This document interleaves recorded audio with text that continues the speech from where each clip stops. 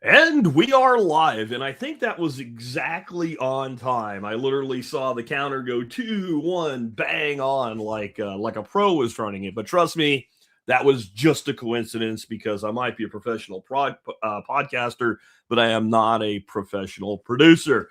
Anyway, if you're tuning in today, there is a couple of ways that happens. One, you're a regular listener to my podcast and you're familiar with me, and if so, welcome back.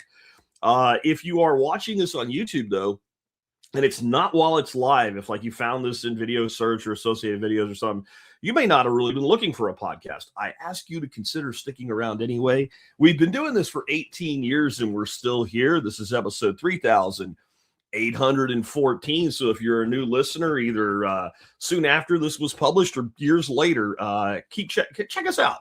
Consider subscribing. Click the bell so you get notified as well. And check out our website at thesurvivalpodcast.com, where you can find almost 4,000 episodes now, just about everything you can think of self-sufficiency, self-reliance, independence, and liberty. And I am your host, Jack Spirko. It's a privilege to be your host, by the way. I some days I wake up and I really think, is this what you do for a living?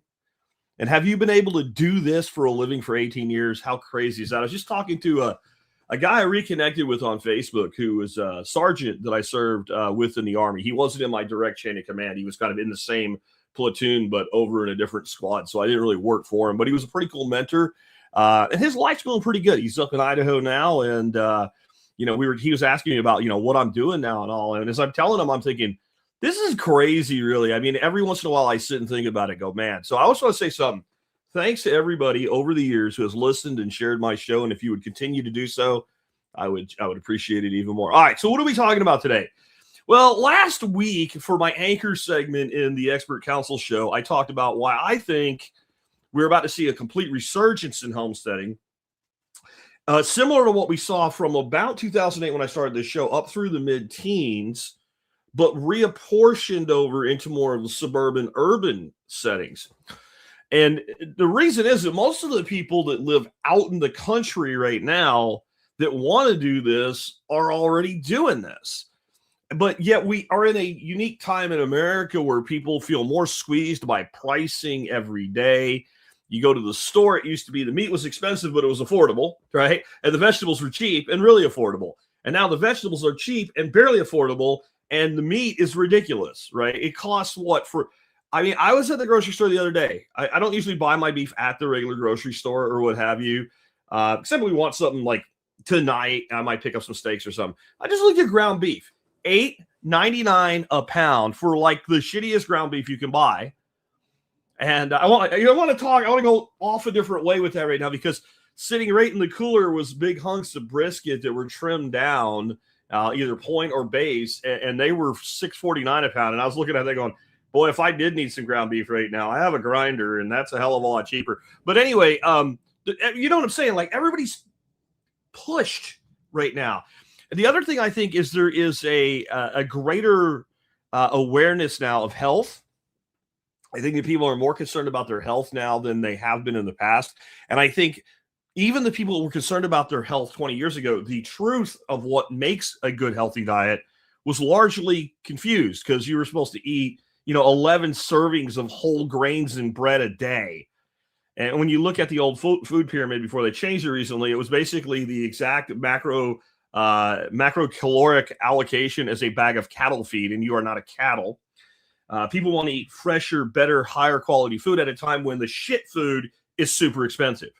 So there has to be a pressure release. And that means that people are going to just look back and say, what did grandma do? What did grandpa do? What did great-grandma and great-grandpa do?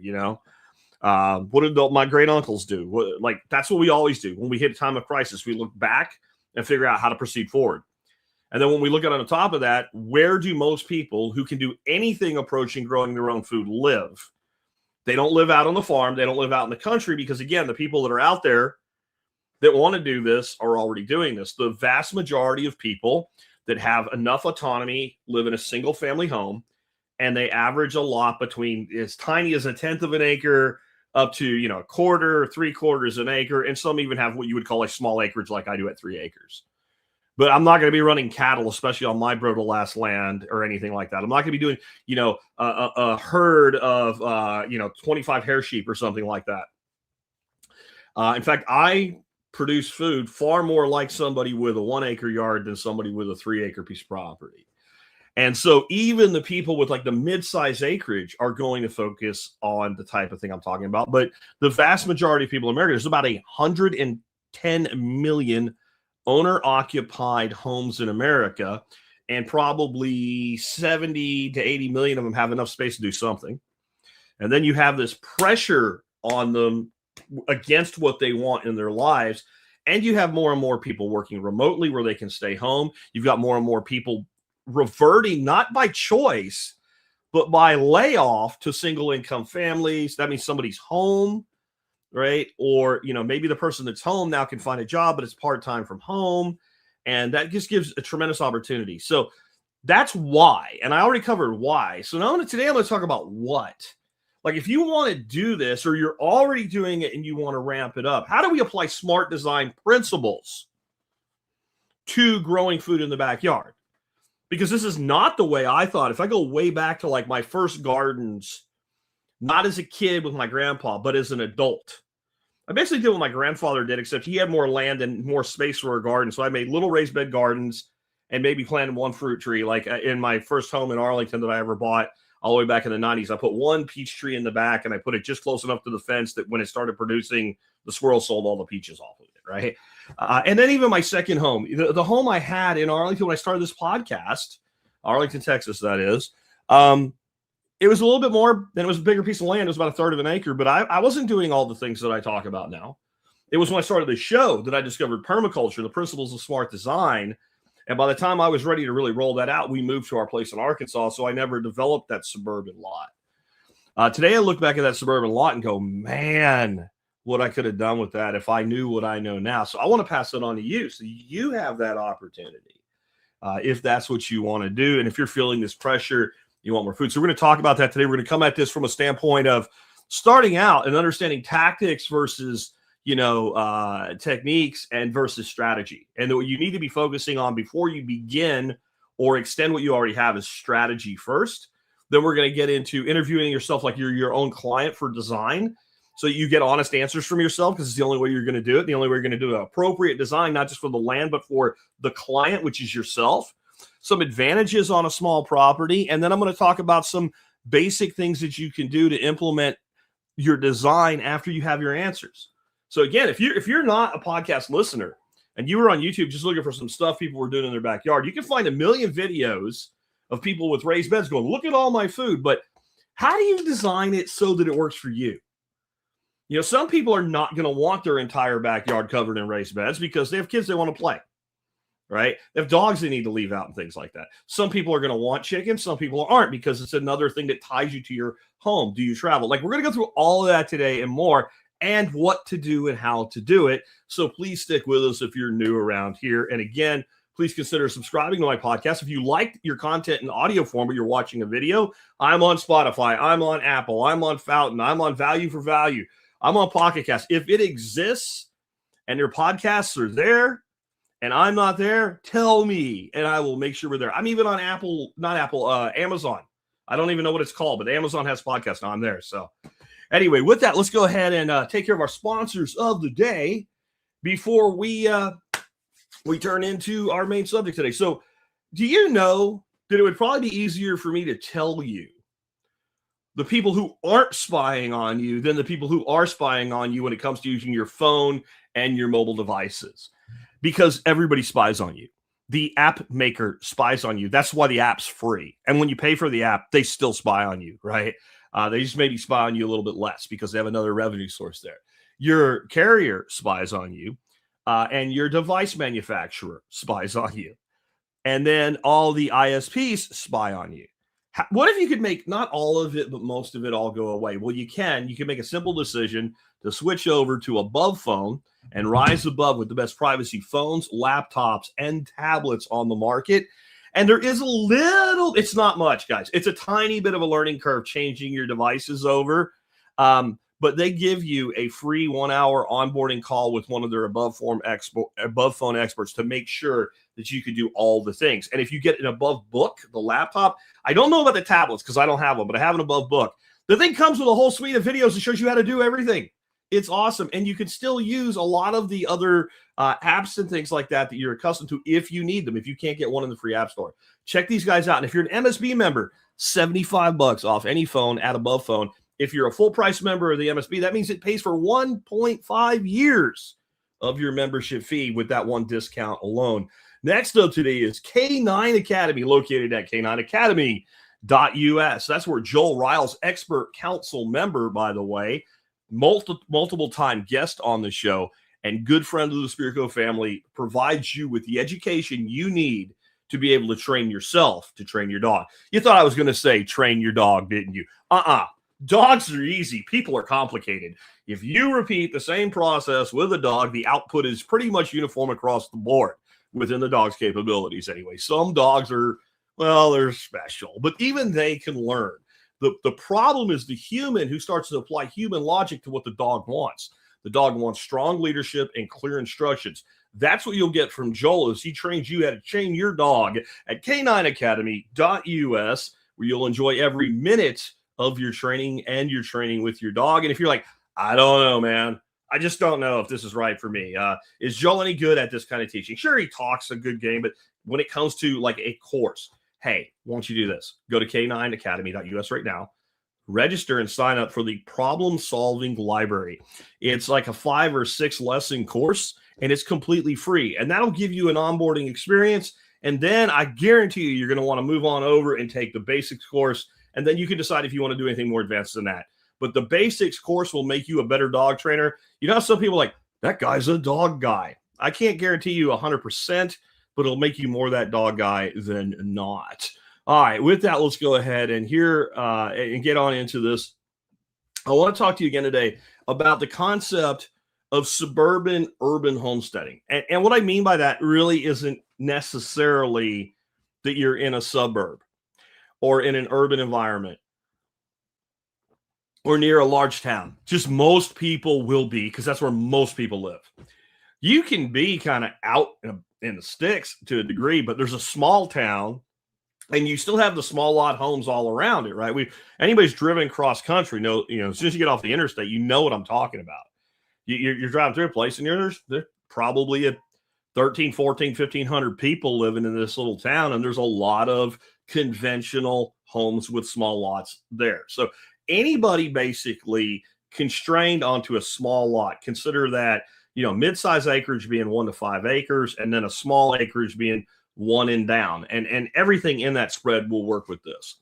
But when we're looking at this, the first thing we have to do is develop some context. Everybody wants to know, well, where do I put my bed? What vegetables do I grow? How many chickens can I keep in my yard that's only a half acre? And on and on and on the questions go. And this is fed by the YouTube machine with the constant content generation of things that are pretty and look nice and are Instagram worthy. And now we have a slew of AI slop bullshit B-roll videos with always like a narrator that sounds like he's either irritated or British or some shit. And it's all BS. There's good stuff in it, but the totality is BS because does it apply to you? And this leads to people looking at techniques and tactics as design instead of design elements. And what I mean by that is the first thing we need to do is form an overarching strategy. What do we want this to look like? Or one of my favorite questions to ask yourself in so many places, especially contentious ones, what does winning look like for me in this situation? If I had a magic wand, this is what I used to use in sales when I sold computer equipment. I would tell the customer, you have no budget. You now have a magic wand. You wave the magic wand and your network looks like whatever you want it to within the grounds of your building, your campus, whatever, right? And that's what you have to do here. What would it look like? Well, I would have, a bridge and salmon swimming upstream. No. What would winning look like on the property you have to work with? If you could wave that magic wand, what it would look like. And that's just a thought experiment. That starts leading you to a strategy.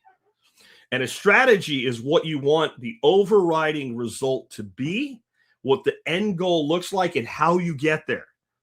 right? Where everybody wants to start with the tactics and the techniques. The technique is a raised bed, a keyhole garden, right? A herb spiral, a garden pond, right? Those are all techniques, and the tactic is how we employ the technique. So we put the pond under the tree to put shade on it, but we need to understand that if we take that tactic, the tree's going to drop lots of leaves in the pond. So is that really the best place for it? Or is it better to find a place for the pond where it gets morning sun and afternoon shade, and maybe that comes from a structure that's basically open overhead? That's tactical. The pond is the technique. The placement and the intention behind it is tactical, but everything that drives it is the strategy. And if you have a true strategy, you should be able to verbally explain, in less than it would take to write one paragraph, what your homestead does for you, or while you're building it, what you want it to do for you.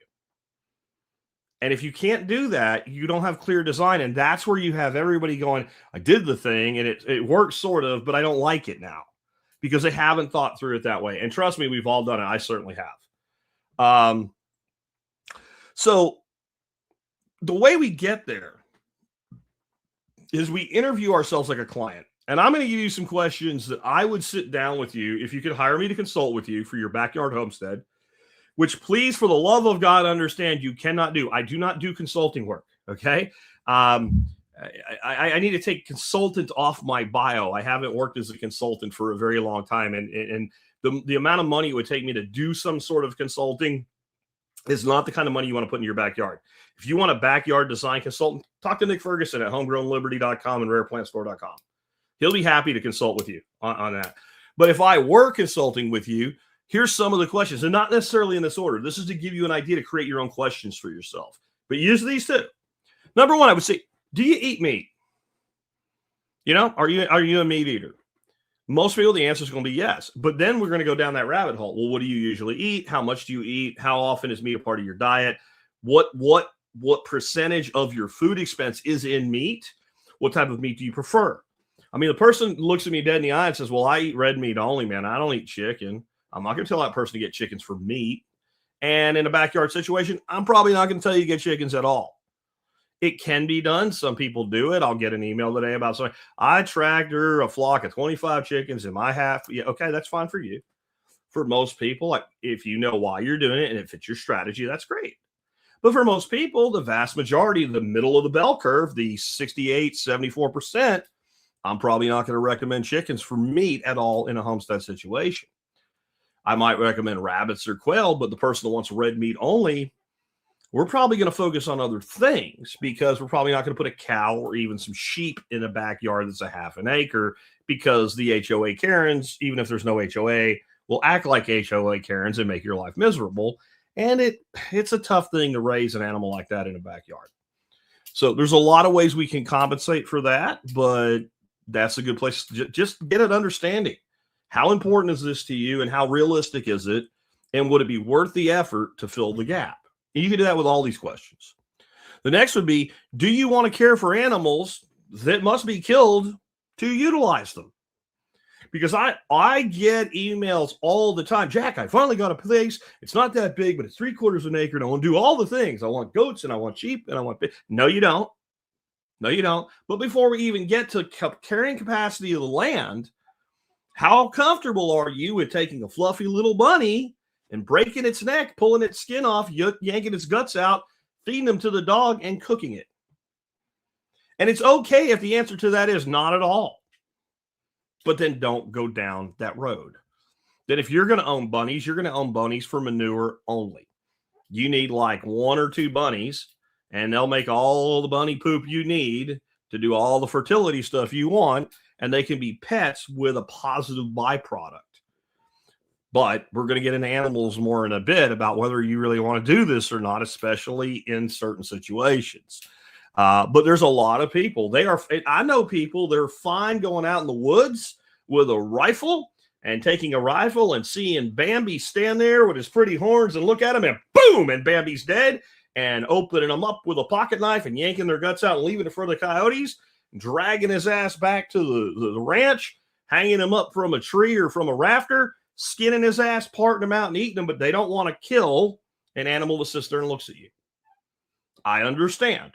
It was an adjustment for me. It didn't take much, but it was an adjustment because I grew up hunting. I grew up when I killed an animal, I earned the right to harvest it because I met it on its own terrain. And killing something that I fed by hand, that's a little different. And it's okay, but you need to like work that out before you put yourself in the situation of having to do it. And understand with things like chickens and stuff, a chicken lays eggs really good for a year, pretty good for a second year, a little bit in a third year, and then it goes through like henopause and it lays an egg here and there and once in a while. And so now if you have a flock of 4 chickens and they are no longer giving you eggs and you bring in 4 new chickens and you don't do anything with those, you have expensive pets. And you can end up with a very large flock that's very unproductive and eating a lot of food and outsized for your land. So we need to be thinking about the totality of the requirement that when animals come in, some will die and some will probably have to be made to die. And there is no chicken home. You can't adopt your chicken out. You can't put an ad on Craigslist. I have 4 hens. They're kind of old. They don't lay anymore. They need a good farm to grow old on because they're going to grow old in a crock pot. That's where they're going to grow old. And you need to know that. That's the reality of keeping animals. Then you ask yourself, before what you're going to grow, what do you eat? What does your diet consist of right now in fruits and vegetables? And a great way to do this, and this project works for so many things in the preparedness and design part of our stuff, is a food journal. Put a notebook on your countertop, and you might think you eat the shit out of sweet pepper, but maybe you don't eat the shit out of sweet pepper. Maybe you use 2 a week. This is not even just what you're going to grow, but how much of it you're going to grow. You know, and then once you have that information, you, like I said, each one of these questions opens up a book, and then we can go through that book and figure out how it applies to us. So once we know what we eat and how much we eat, we look, do we do that year round? If it was more available, would we? What are the preservation methods for that crop? What is the growing season and what is the harvest season? Now, you could say the growing season for sweet peppers in Texas, look, for instance, is about now. I'm waiting 1 more week because you got a dicey weekend coming up before my plants go out. So from about now until first frost. But that doesn't mean that's when the harvest is. So when they go in the ground, you're probably looking at 6 weeks if you have well-started plants before your first production. And then in this climate, you're going to have really good production until about mid-June when it gets to be 1,000 degrees out. Plants will do just fine, but their production, because they don't really produce a lot of blossoms once you're up into our super high temperatures, you kind of plateau and you get a few here and a few there. And then you come into like the end of August, September, the day starts to shorten. Even if it's still hot as shit, you have cooler nights. All of a sudden the flowers come back and you get another big harvest. And you have to go through the pepper as an example. You should go through like a tomato, eggplant, cucumber. When is their peak of production and when's their plateau and when's their fall off and when's their end? And then how can you save them? And do you like them in the form that they can easily be saved? Now you can start dial in what to grow, but how much to grow of it. So it actually meets your needs because you think, well, if we had more of them, we'd just eat more. But would you? And I would say, you know, maybe overshoot your need by 25% in your design, and you can always add more. But that way you haven't invested in space and things like that you don't need yet. And don't be afraid to just get your feet wet a little bit first with that one bed or what have you. Then, do you eat eggs? And there's so many people who are getting chicken for eggs, and you go, but how many eggs do you go through in a week? And they don't really know. And they go, I think a lot. And it turns out they go through a dozen eggs a week. Well, 4 chickens will do that easy. During the peak of lay, they'll give you about 4 eggs a day. That's 28 a week. You're going through a dozen a week. That's twice what you need with a little water glassing and some other things. You can have eggs year round from a flock of just 4 chickens. But you're going to need to get rid of them when they stop producing. So are you okay with that? You're going to have to take care of them. And we're going to get into more about what animals do to you, you know. But I mean, the other way to skin that then would be about 3 quail's eggs makes 1 regular chicken's egg. And we're going to talk about quail later, but quail are much easier to deal with, I think, than chickens, and much easier to be able to get away from your property for like 4 or 5, 6 days and automate the systems that care for them in that time. And they're a little bit easy. I mean, they're 100% easier to process as a meat animal. Okay. But they are emotionally, to me, so much easier to kill than a chicken and they're done. right? If you've ever hunted doves, you know what that is, right? It can be pulling the pin on a grenade or the head off a bird. I mean, it's that quick, it's that simple, and then processing that into meat. There's a video of me doing it with a dove. I can do it with a quail too, except I pull the legs out where I don't do that with a dove. I can process a quail by hand in under 45 seconds without even struggling for speed. Like, that's not going as fast as I can. That's just, so we have to start factoring in, like, if you want eggs, how often do you eat them? How many do you eat? And what would you get them produced by? And then what does that do to your entire life? And is it worth it? Because if the answer is, we use about 6 eggs a week, unless you have another function for that animal to fill, honest to God, you just go buy the best eggs you can get or find a neighbor doing it and buy their eggs. We don't all have to do everything. How much time do you have? This is where I promise you are going to lie to yourself. You're going to lie to yourself. And you're going to say, well, I don't spend that much time, but there's nothing to do out there yet. So it doesn't really, and you will spend more time in a project mode than you will in a maintenance mode. And what I mean by that is when you're building something and you want to get it done and you're going to have to put in, let's say, 24 man hours, so 3 full work days, there's a good chance you'll put in 8-10 hours a day in a weekend for 2 days. And then the first chance you get, you'll give it all you got to get that project done, because it's very clear in your head, when I am done with this, it will be there. And you can see the finish line. So you become very dedicated. But the thing like, oh, I need to pull weeds today. I don't really want to pull weeds today. That falls under my law of life. Do what you hate first. Eat the frog first. That type of thinking. But you're going to lie to yourself. So whatever number you give yourself, I will spend 10 hours a week, not building, right? Because that's, again, we already covered that, but maintaining my homestead. Put down 5. Design your system so it can be maintained with 5 hours work a week.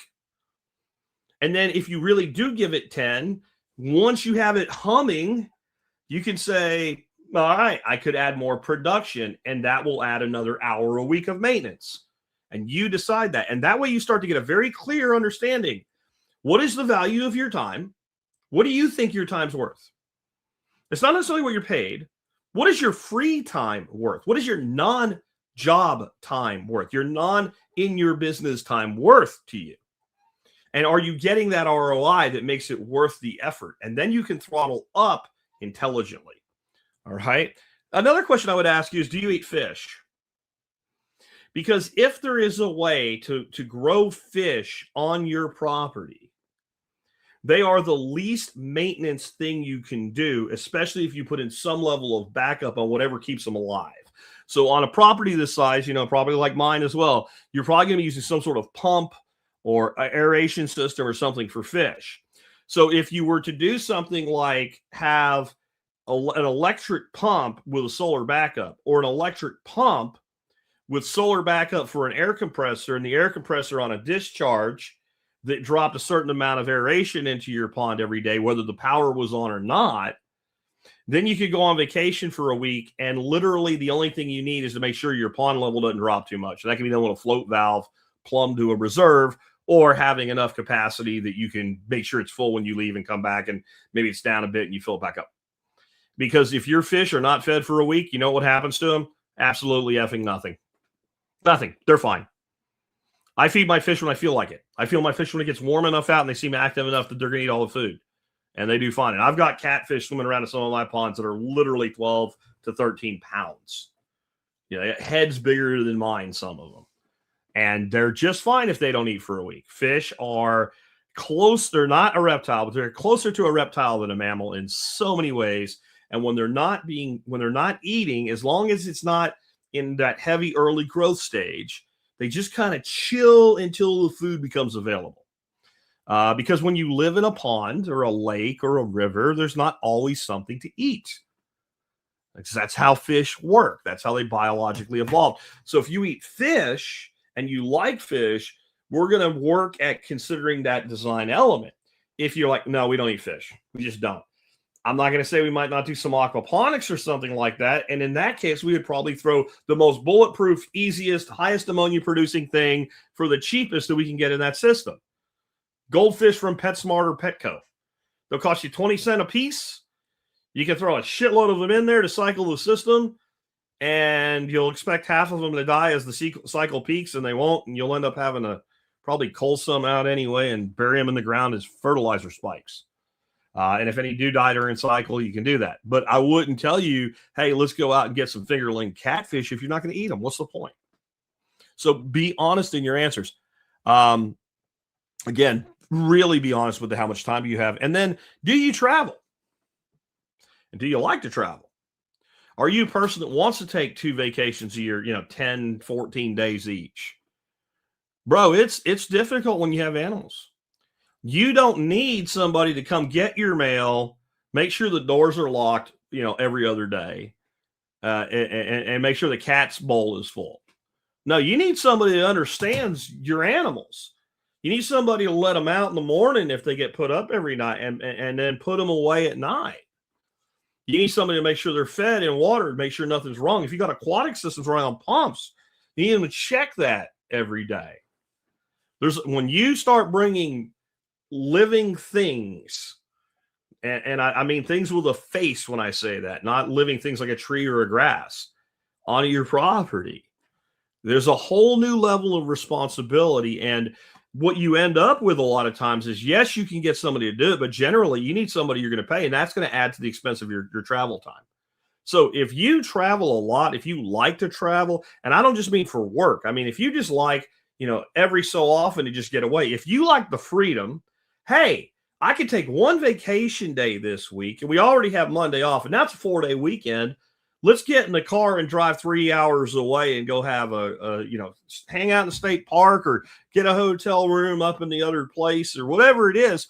You have a hard life ahead if you haven't designed something in there to mitigate the fact that those things are going to depend on a human while you're gone.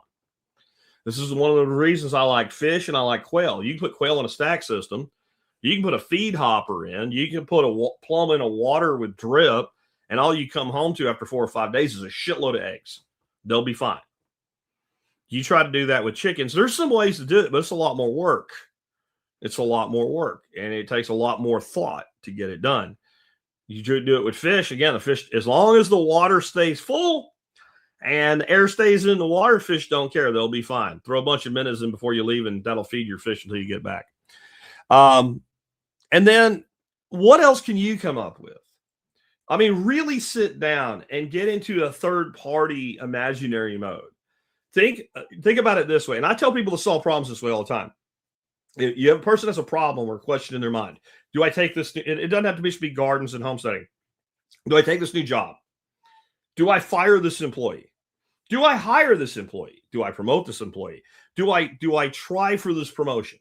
Whatever it is, right? Do I cut this toxic person out of my life or try to repair the relationship? Don't care what it is. It's that diverse.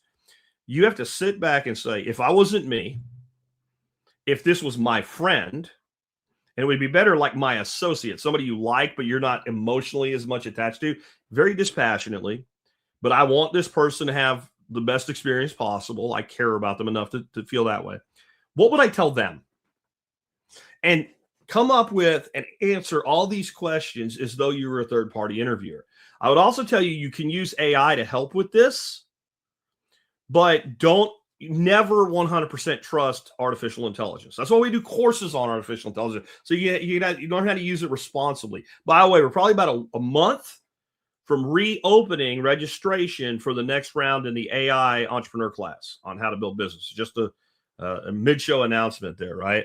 But the best thing you can do with AI in this situation is help it figure out how to interview you. Here's all the questions I came up with myself. Here's all my land. What other questions would you ask in the capacity of a homestead design consultant? And then you can pick and choose from those questions, the ones that apply to you. And it doesn't matter what its suggestions are.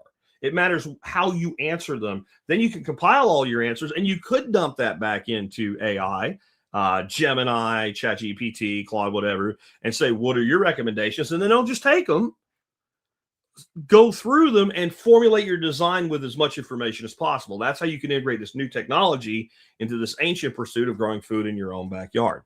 Let's also real quick hit some advantages of small property before we go through some of these individual elements. Number one of an advantage is it's very easy to irrigate. If you have a half acre, you can irrigate every inch of it. If you have the money rather than the time, you can design your system. And even, in fact, it would be better if you did it before you put it in. You could go out with some paint and paint like the outlines of all your beds and shit like that. Okay? And that's a good thing to do anyway. Just go get a can of white spray paint. The stuff that's designed to spray upside down for marking, like for marking cable and stuff like that, is best. Whatever color works for you. White works really good, though. And just measure everything, figure out kind of your master design in your mind, rough sketch it, and then go out and paint it. And then sit back and look at it. And then say, I like this. There's plenty of room. Make sure any place there's going to be grass, that whatever you use to cut the grass fits in there and not barely. So it's like 1.5 the width of your cutter. I learned that the hard way. That's a pain in the ass when you're weed eating your ass off, right? To keep down the lawn, and you can't just mow it. But so it's good for that. But once you have it all designed out, and if you don't already have a irrigation system installed, and you call up an irrigation company, you want to come out and put sprinklers in, what they're used to do is just a grid, keep everybody's grass alive and happy, so everybody looks like they live on a golf course. But none of those guys are incapable. All of them that are sizable anyway, they're doing work also for like apartment complexes and stuff. So even if it's not vegetables, they know how to put in irrigation for shrubs and bushes and flowers and shit like that. And even if it's not there yet, what you can tell them is go ahead and put the irrigation in, or if the irrigation would be in the way, stub up this right here, cap it off, and I'll extend it. And the beauty of that, again, is if you have even 10 acres, it is a fortune if you have enough water availability to irrigate that. But every other home in the suburbs has an irrigation system, and there's someone to put it in. So if you have more money than time for that, you can make that call. Now your lawn is green, but you also have irrigation for all of your productivity. And it's something you cannot do on large scale. That is an advantage, and it should be embraced. And even if you do the work yourself, I mean, 1/2-inch PVC pipe's gone up in price, but it's not that expensive. A little bit of PVC glue. By the way, I can't think of what it's called right now, but they have at Home Depot, Lowe's, etc. now, this PVC glue that does not need primer. It's an all-in-one. And it is fantastic because you don't look like you did bad things to Papa Smurf when you're done working. Okay. And it's you just won and you're good. So I recommend that. You know, you can put in some timers and things like that. None of that is hard to do. The hardest thing to do usually when you're doing your own irrigation is if you need lines to cross like under driveways and things like that. And there are probably some irrigation companies you can call up and say, I'm doing my own work. What would you charge me to have a guy come out here? And it's called a missile, usually is what they use on a long driveway. With a sidewalk, there's ways to do it with just a pipe and a piece of garden hose, right? But on a driveway, they use a thing called a missile. Hooks up to a air compressor. You dig a hole, you drop the missile in it, you hook it up to the air compressor, and it's pneumatic. And it just it's fine if there's nothing in the way, and it's for straight shots only. But it works pretty good for that. And you could, one pass through, and it's probably worth paying the guy. And you can do it yourself. And you can do it as complex or as simplistic. You can do it where you go out and throw a valve, or you can do it where nature does it, the automation does it for you, which is better if you want to travel. And it's a huge selling point. Let's say you do all this to your suburban lot and you make it this beautiful backyard homestead, but you don't redneck hillbilly it because you always want an extra strategy with real property. And you make it nice and beautiful. And somebody comes, look, I love this, but I don't know if I'll be able to maintain it. Make a book. This is good for any real estate thing, by the way. All the systems and how they work in your house, even if it's plain Jane, even if you're listening to this and you don't do all this stuff today, you're waiting for your new home. When you sell your house, who do you call when the water heater breaks? All that shit. But add to it the stuff for your homestead. And then the ability to understand that, hey, you don't have to do anything for all this stuff. These are all the things that just takes care of itself. And if you don't want a vegetable garden, you can throw begonias in there and everything will be fine. That way it becomes a selling attribute rather than a selling detriment. And I don't care how sure you are you're going to die in the home you're in, you don't know that. You don't know when you may have to back out. And a lot of times what happens is you have a couple and one of those members of that couple predeceases the other, sometimes quite young in life. And that other partner's like, this doesn't work for just me for whatever reason. And they want to go. So preserve that. That's part, you should have life insurance. We should also have property insurance in the form of an exit strategy so that property remains liquid. Just a little business advice on top of all this. It's also very easy to manage smaller properties. If you do things right, your raised beds, when there is a weed, it's literally 2 fingers and it just pulls out. If you ask me what would be the one thing that you would do differently, because I have a lot of things I just wouldn't do, okay? This is a hard property I'm on. For those that are new, I have a lot of my property, I have 4 inches and then limestone. I don't mean chunks, I mean slab, right? But if you said, what of the things that you did that you would still do, what is one thing you would do differently?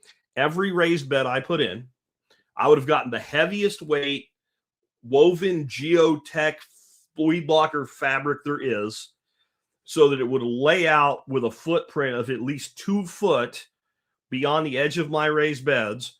I would have put that on the ground, leveled that out, and put the raised bed on top of that. And I would not have the problems I do with Bermuda grass crawling into my beds today. I'll have an update for you soon on what I'm doing to deal with that this year. I have some beds that's not really a problem, and I have some of my best beds. It's a big problem. It's a big problem, and that's what I would do. See, so if we take these mitigation approaches in advance and we have small properties, we take one walk around the property a day, we harvest whatever's there, we prune whatever needs pruning, we pull the weeds out, we either throw them on the ground and let them be compost, we throw them to the chickens, we throw them to compost, but whatever our system is, we should be able to walk a property of that size. And honestly, we should be able to do most of the things that need doing that day in 15 minutes. And then you have your scheduled things that take longer, like once every 2 weeks spraying certain plants with compost extract or something like that. And if you do that,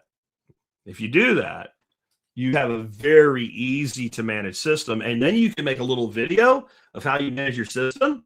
And then if you do need that exit strategy that Mick is asking about right now, it becomes, again, more a selling act. Oh, look, this is all we have to do? And we have free food? Yeah, I'm in.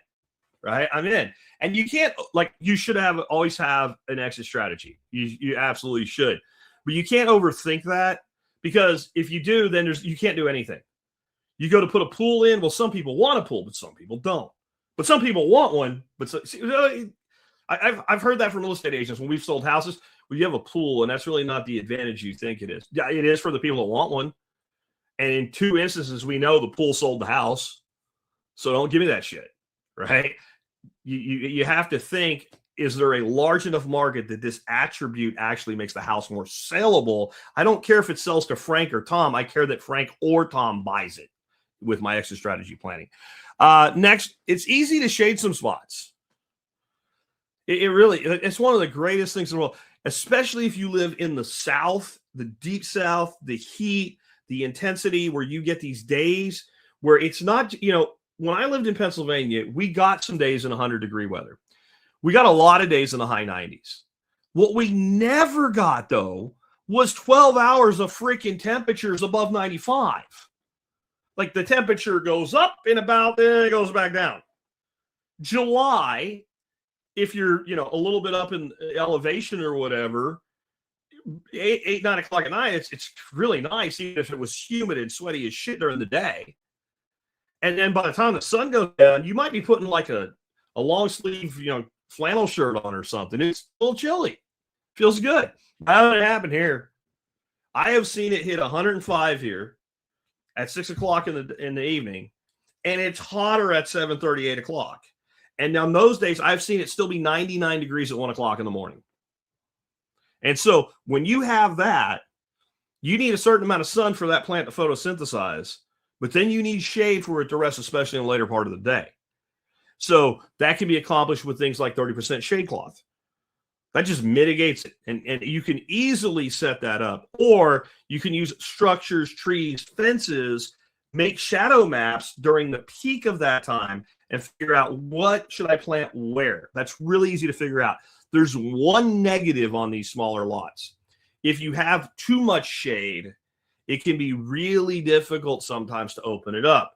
What if you have 4 neighbors or 3 neighbors and they all have giant high canopy trees? You probably don't want them cut down, and they ain't going to do it. And you don't want to be the dickhead that asked them to anyway.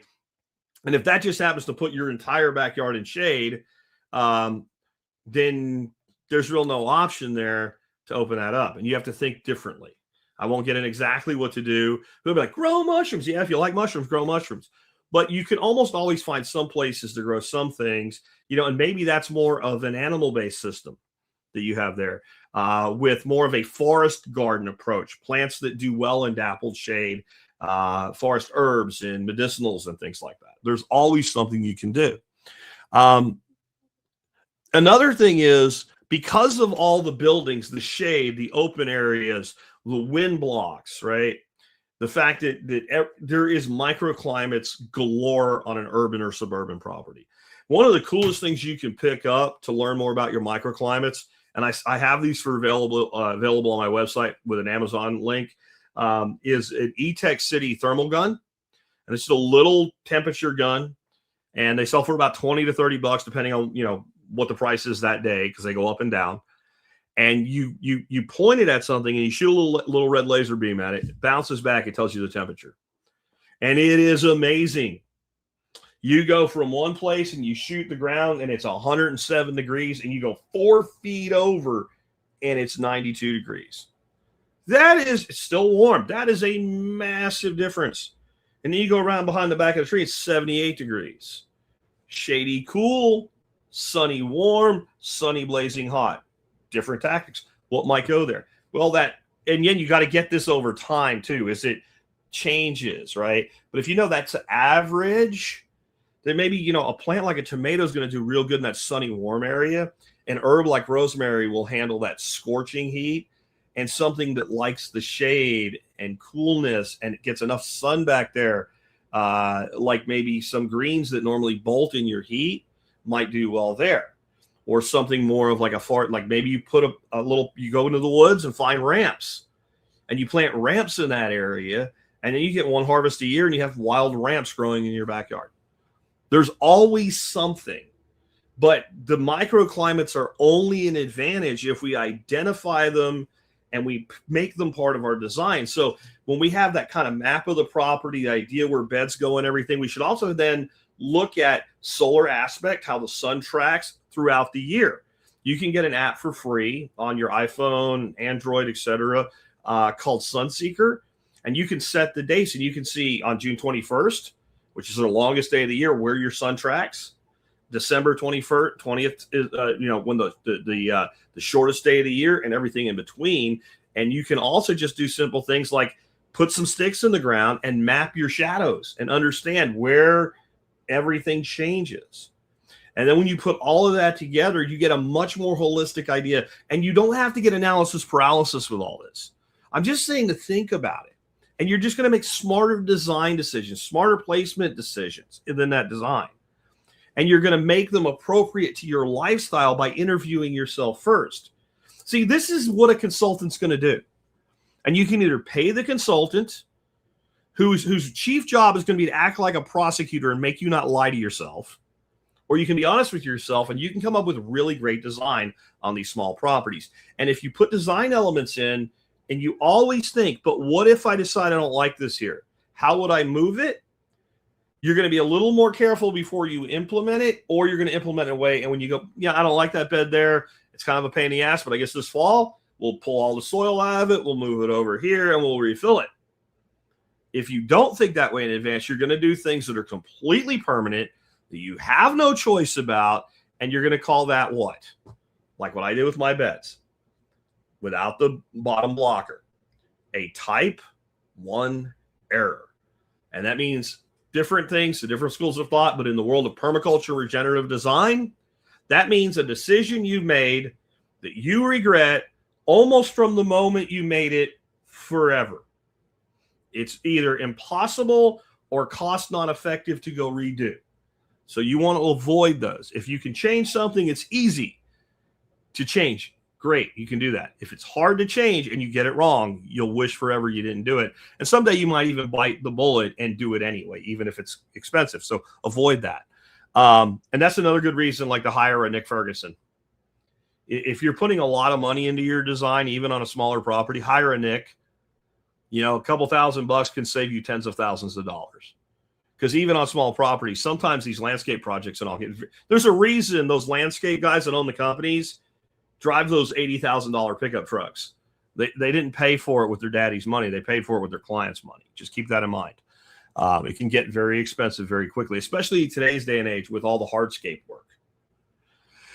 But those microclimates are hugely advantageous if you identify them. And again, I'll make sure there's a link today's show notes over on the audio side. There's a link down there in the video. You click that link, you go over to my blog, you get there'll be a copy of the video there, but all the audio stuff and everything else will be there. But if you're listening to it live, it won't be there until about an hour before we're done with the live, or an hour after we're done with the live. And then the other thing you really have in true suburban environments where there is kind of a larger city town, not your, like I said, you can be in a small town of 1,300 people and still have this type of house. But if you're near like a Dallas, a Fort Worth, an Atlanta, a Jacksonville, a Tampa, a Philadelphia, a Harrisburg, a San Antonio, Seattle, San Francisco, any city that you would hear and kind of know in your head where that is on a map, even if you've never been there, then you have people, and people create resources. People plant trees. Trees have leaves that fall off. Now you have mulching and compost material, a source of leaf mold, which is excellent fertility. People prune trees, and a lot of times in suburban environments, because it's what it takes to get the people to remove it, you'll have like certain times of the year, because you can't just, when you have city garbage and city waste and all, a lot of times you can't just pile up debris and they'll take it. But once a year, they'll take away your tree prunings if they're no more than 3 foot long and placed in bundles that are no more than, whatever that is. And you know what I see? Resource. You know when that's going to be if you live there. No one gets mad. It's to be disposed of. You drive around with a pickup truck and you can get free wood for making biochar, for fuel wood, for building things. Not everything has to be built out of 2x4s and square, right? You can build fencing out of that shit. People, they've already made it a perfect length for you and made it convenient. You can, work with neighbors and say, hey, if I give you a 5-gallon bucket with a lid, will you throw all your coffee grinds in it for me? And anything, and you can just say, these are the things that I'm willing to compost. And I wouldn't do this everywhere, but if you have 4 or 5 houses doing that, you can make a hell of a lot of compost. And you turn around and sell them the compost you made out of their own stuff, right? There's a lot of things like that you can do. Homesteading Heathen said he hired Pete from Green Dreams and he helped a ton, even though I'm good with design. That's Pete Canaris, I think is his last name. He's very good too. And I think he's out in like the Florida area. So if you're out that southeast area, that's another person that you can talk to that would be happy to help you with your design work. But those resources, waste streams, people, you can, if you need a really big, like, you just need boots on the ground. You need people, right? They just grunt work. You can go to all your neighbors and go, look, man, I got a project I'm doing. It's going to be really cool. We're going to be putting these garden beds or whatever in this weekend, and I could use a hand. I'm doing pizza and beer and some barbecue or whatever it is in the backyard. We're going to have some music on and hang out while we do this if you want to come. And, do a little one-pager of when it is and what it's all about. Go hand one to everybody that's in walking distance to your house to see who shows up. Now you have cultivated relationships, and you also could tell those people like, hey, man, I'm glad you came. I know that you guys are, basically working for barbecue and beer, and I appreciate that. And if you have something on your property that you want to do, I'm happy to help back. You can create an entire community off of that. People are a human resource. Human resources in a company exist to protect the company from the humans. Okay? Human resources in real life is how we commune as beings and get more done, right? So you have all those resources. Next, let's talk about some things. Honestly, I just want you to think from a permaculture perspective, and for those that are not familiar with permaculture, I'm going to do a very brief understanding of this. Zone-based design. Zone-based design is usually taught as zones 1 through 5, And some people, instructors, and I do this as well when I'm going deep into the subject, also talk about zone 0, which is kind of inside your house and how it relates to 1, 2, 3, 4, and 5. But the overarching thing is zone 1 is probably a place that you almost always step foot on every day. Unless you're sick and laid up in bed, just walking around your property, you put a foot within a foot of that place every day. And then zone 2 is a little bit further out. It's something that requires maybe maintenance a few times a week. This is where like your small orchards, your intensely pruned stuff would go on a larger property and things like that. Zone 3 is kind of like your main cropping if you were on a farm. Like that would be your corn, your sorghum, your potatoes, all of that. Zone 4 is going to be your farm forestry, where you have managed forests. And zone 5 is wilderness that you don't touch. And people try to sometimes teach cramming all of this into a suburban design of an acre or less. And sometimes they even put a little homage to nature in the corner where they let all the things grow, and they don't mow it and they don't whatever until they have to because it eats the fence. The reality is for suburban design, almost everything's zone 1 and a little bit of zone 2. And zone 2 might be where we keep things like if we burn wood for heat, that's where we keep our wood pile because we only need the wood heat during the winter. So then we have a staging area in zone 1 we bring it to. That's kind of what we're thinking, right? But that's that zone 1, 2 design. And so that's your fruit trees that are intensively pruned. That's your garden, your herb garden, your bird bath, whatever it is, right? That does it for you. Your little garden ponds, whatever. That's all zone 1, 2. Here's the secret. Even if you have a 10-acre property, you should have a zone 1 and 2, and the majority of the food your home consumes should come from that 1 and 2 zone. Except if you're using like your zone 3 is like grazing. Okay. And then the meat coming from, okay, that's different. You're not going to do that in a suburban lot.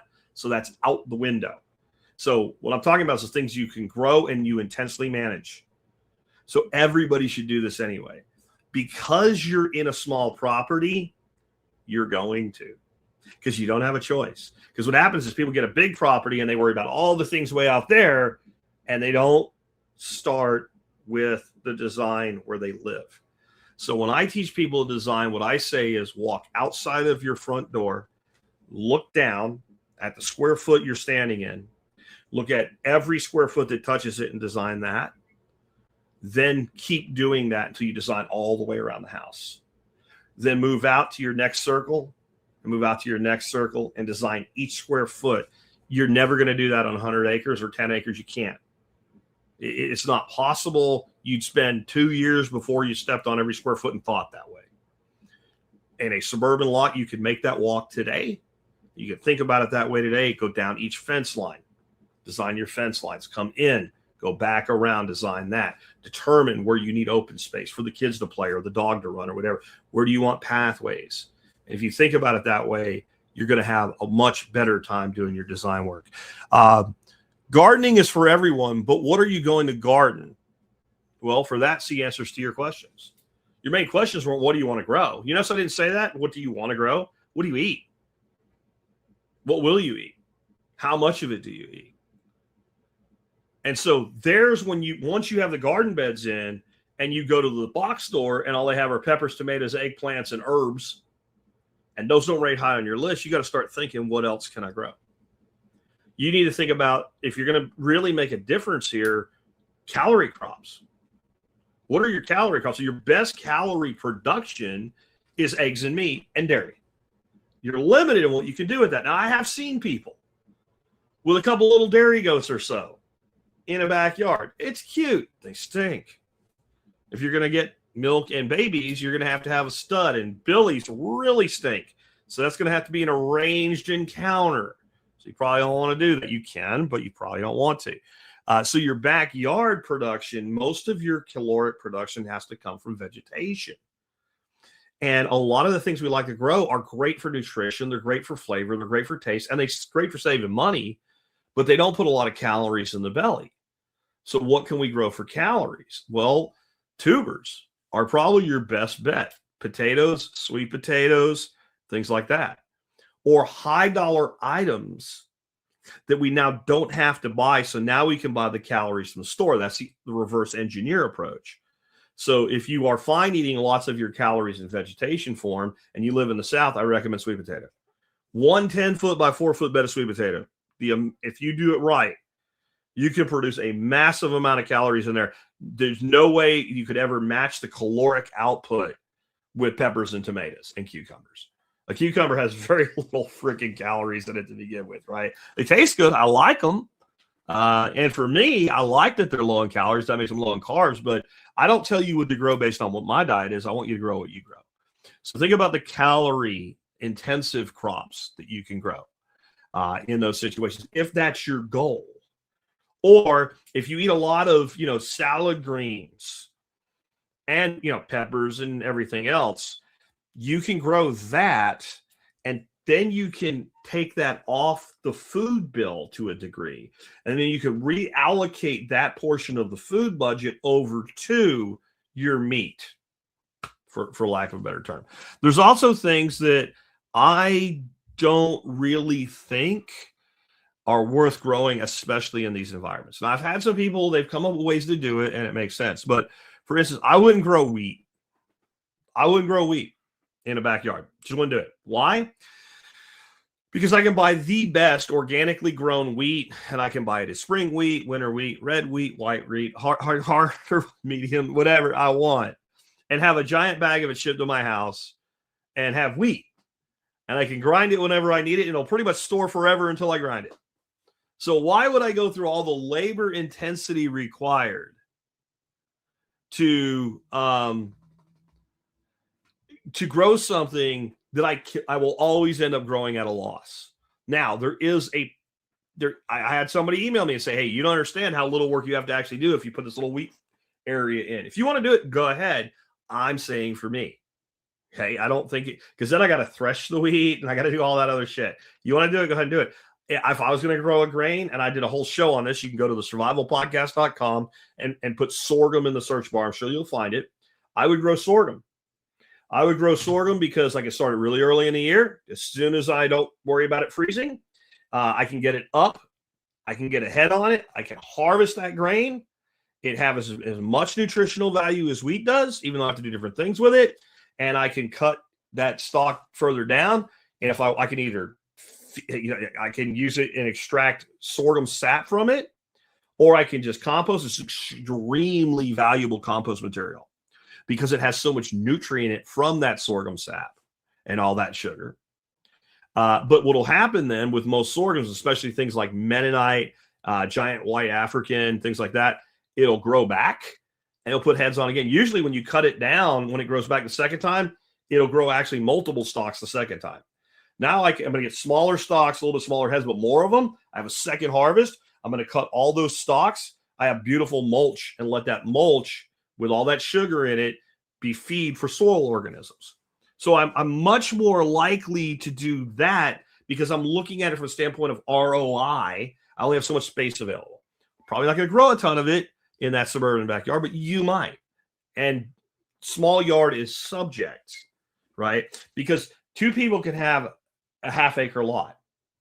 And maybe you have a lot similar to what I had in my property in Arlington. It was only a third of an acre, but my front yard, I literally could mow the yard faster than I could fill up if the lawnmower was empty and I put gas in it, it took longer to fill up the gas tank in the lawnmower than it did to mow the front yard. I'm talking push mower. Because the front yard was a little postage stamp. And this is part of why we bought the house. It was a cul-de-sac. So the backyard went out like a parallelogram, and like it was all the acreage was back there. I had a lot more space than I had a neighbor up on the corner in a square lot. He also had right at a third of an acre. Over half his land was a front yard on the corner. And a lot of times it's difficult in certain neighborhoods to do a lot of these things in the front yard. So it's always relative what's big or not. So if you had a 1 acre yard and let's say 3/4 it was fenced backyard where you can do what you want, yeah, you could grow a lot of sorghum or wheat, but think from the standpoint of what you're producing. Fodder trees, if you're going to be a meat producer, may give you a better ROI than fruit trees. No, that's hard to understand, but let's go through it. We just had Nick on about this. Let's say you have that half acre or more backyard, and you take something like white mulberry. which is very palatable fodder, and you plant, 10 of those that you manage in a coppice situation, toward one property line. Again, leaving enough room between it and the fence to work behind it. Don't grow them up against the fence. You'll hate yourself, I promise you. And you're getting that fodder and you're feeding it to a hutch system of rabbits, and you're feeding rabbit pellets and some of the fodder because black soldier fly, like this to black soldier fly. Now you're going to process that black soldier fly frost, which is a nice way of saying maggot shit. All right. You're going to put that into a worm bin. The worms are going to process it further. Now you have a fertility aid that goes to your garden and back to the trees. Okay. But you also have a building material, fast growing. You have biochar material. You get all that out of it. A fruit tree, you're probably not going to get as much out of. And if you're not really intensively managing a fruit tree system, you don't get a lot of production either. And in some climates, it's difficult to get good production from your fruit. One of the problems I have in this climate is we get very warm days usually in February. And we get very cold days in February. And we get very warm days in March. We get some pretty cold days in March. And we often have a situation that we're set up for perfectly this year, but it looks like we're going to skip it. We're going to hit 36 to 38 degrees this weekend. I have plum trees in flower everywhere. If that happens to mulberry, I don't care if I'm growing it for fodder. I don't give a shit. So if you're in certain climates, like fruit's really easy and in other it's hard. So all I'm saying is think really about that design element heavily before you use it and before you commit to it. And if you're going to be growing rabbits, or even if you were growing something like quail, they're not really going to eat mulberry fodder, but your mulberry fodder can feed your black soldier flies, and your black soldier fly larvae can be fed to your quail. You see what I'm saying? You got to think that way. And you can also make hay, even on a small property. There's plants you can grow that make good hay. You can grow a little patch of that. Go to YouTube, search for mini hay bale maker, and you can learn to make one out of a few parts and some plywood.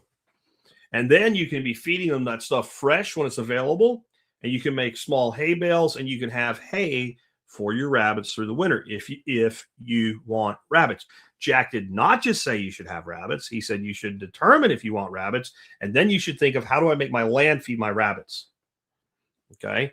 And again, worm farms and black soldier fly composting. But Jack, I hear what you're saying about white mulberry and fodder. I don't want rabbits. I don't want to grow trees just for black soldier flies. They need other things anyway. But I'd like that compost, but I guess they're not for me because I don't want to do it that way. Bullshit. If you want a worm farm or a BSL bin or both, you can feed them with nothing from your property and create inputs for your property with other people's waste. We just had I covered a guy from the audience wrote in, and he is growing black soldier fly larvae. He feeds his black soldier fly larvae to his quail, and then the quail make manure that can go to the worm bin or back to the black soldier fly bin. The manure really needs to go to a worm bin or a regular compost pile because it's going to heat up too much. And I'm sorry, it doesn't need to go to a worm bin. It really needs to go to regular compost because it can really overheat a worm bin because it's too much nitrogen and carbon together. But like he's doing that. He gets all his he feeds his black soldier flies almost only coffee grinds. That's like 99% of what they get is coffee grinds. He gets his coffee grinds from his break room at where he works because nobody cares about that. Like in most break rooms, if you have like 50 people working, like how many pots of coffee you go through a day? I mean, we fill up a third of a 5-gallon bucket a week just with coffee for me and my wife, just dumping the filters into it. So what you see what I'm saying? So a break room, a Starbucks, or any coffee shop. And you might have to go to 2 or 3 before somebody says yes. But I found most times when you go to coffee, you go to Starbucks and go ask them about grinds or whatever. Yeah, we do that once a year or whatever. But do you have any grinds now? They're like, hold on. And they'll drag a heavy-ass wet bag of coffee grinds out and just give it to you. There'll be paper filters and shit in there. It doesn't matter. It's all compostable. It all can go into your worm bins and into your black soldier fly bins or Jamba Juice. or any kind of juice bar, something like that, because they're constantly juicing all that stuff, and they end up with all of the fibrous remains of those plants. You feed that to your worms and your black soldier flies, or just throw it in your compost.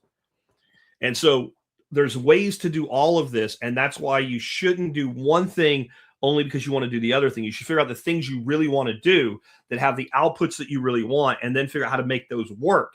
And if they work by adding an element better than bringing in from somebody else, an outside input, then do that if they work better for you. If they don't, figure out how to get what's needed to support them at little cost of time and money as possible. Next, you really need to think about as many forms of composting as possible here. And what are the ways to compost that work best for you? The traditional way that most people think of making compost is we get a bunch of material together, we make a big pile, we wet it down as we do it, it heats up for 3 or 4 days, and we turn it, and then it heats up for another 3 or 4 days, and we turn it, and then it heats up for a couple more days, and we turn it, and we keep doing that until it's all broken down. To do that kind of composting right, we need about a cubic yard or cubic meter of material to begin with. Most people in backyards are not going to have a cubic meter of material to begin with. They're going to have to compost over time. Or they're going to have to store that material in a way that it doesn't begin to compost itself before you're ready for it. And we can do a continuous add. We can use static pile. There's a bunch of composting methods. But one thing inherent to people is we produce waste. And not just, pee and poo, right? We produce all sorts of food waste and organic waste, and that all needs to be managed. And then remember, you are surrounded by resources. So if you do want to do the large, high turn 21 to 28 day compost method, you can probably arrange a time to pick stuff up where you can put that together. If you don't want to do all that shit, you can probably build something like a bioreactor compost, which I really recommend that, yes, you go ahead and you put everything in there at one time and you run my system that takes about a year to make the best compost possible. But you can build one and you can just throw stuff into it as you get it. You can do that. Just keep it wet.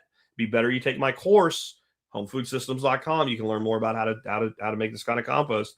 And when it's all the way full, you put another one in and fill it. And by the time you fill the second one, that first one's gone. Or you can, if you're an MSB member, you can go into your MSB account, and there's a video in there from like 20 years ago almost now of me showing you how to build a system like that out of cheap garbage cans that come from Home Depot and Lowe's. And it's the same kind of concept. You fill one up, and when it's full, you go to the next one.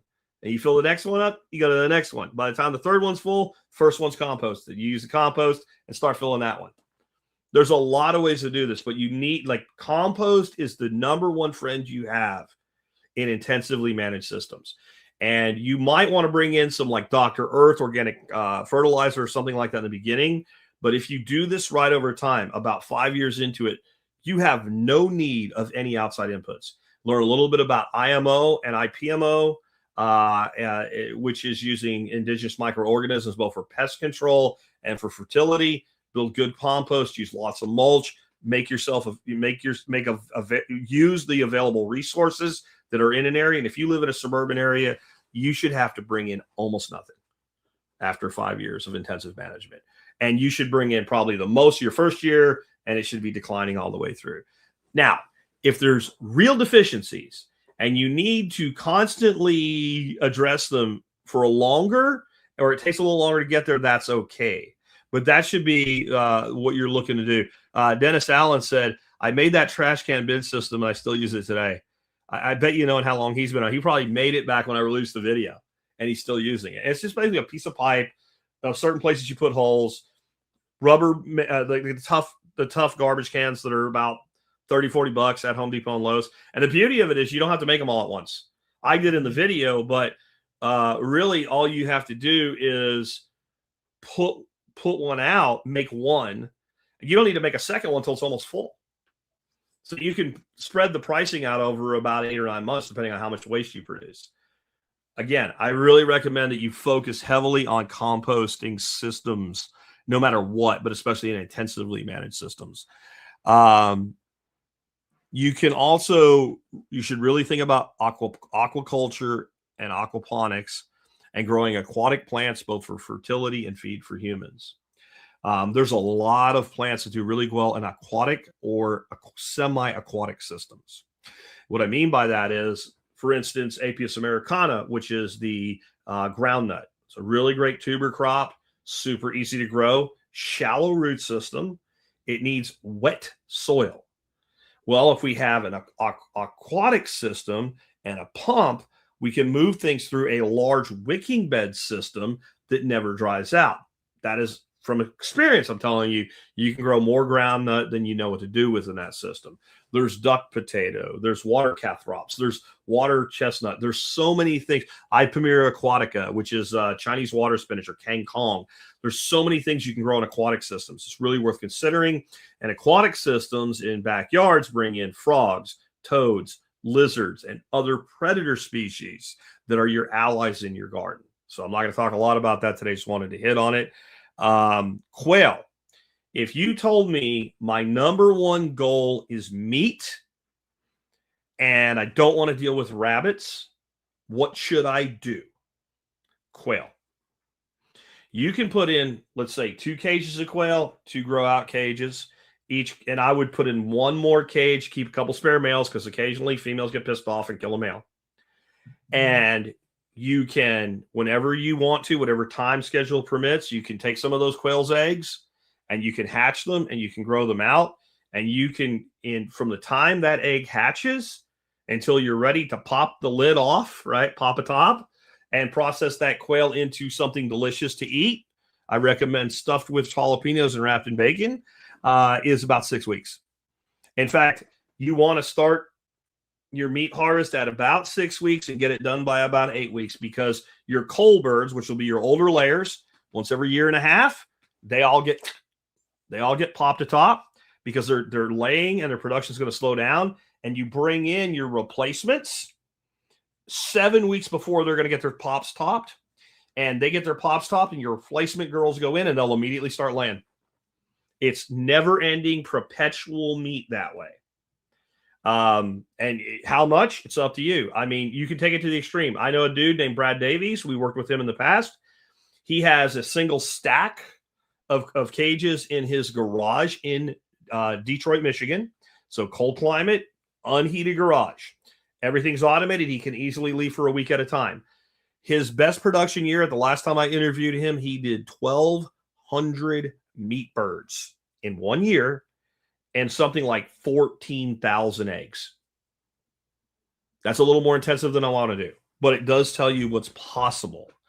And I want to say I only have 1 question so far. So as you see at the bottom of the screen, I'm getting toward the end here. If you have a question, you're in the live stream, go ahead and hit me up with it. If you're listening after the fact and you have a question for me, jack@thesurvivalpodcast.com is my email. Put TSPC in the subject line, all capital letters, like it's a word. It means The Survival Podcast. And that way, if it goes into the spam filter, which if you're a first-time emailer, is a high probability it will, I will find it and I won't miss it, and I will try to respond to you. Anyway, quail to me are the easiest meat and egg formula on the planet. They're easy to produce at least some of their food for them, like I said, in the form of black soldier fly or some other things that you can grow. They're pretty, and they have a really great feed utilization curve.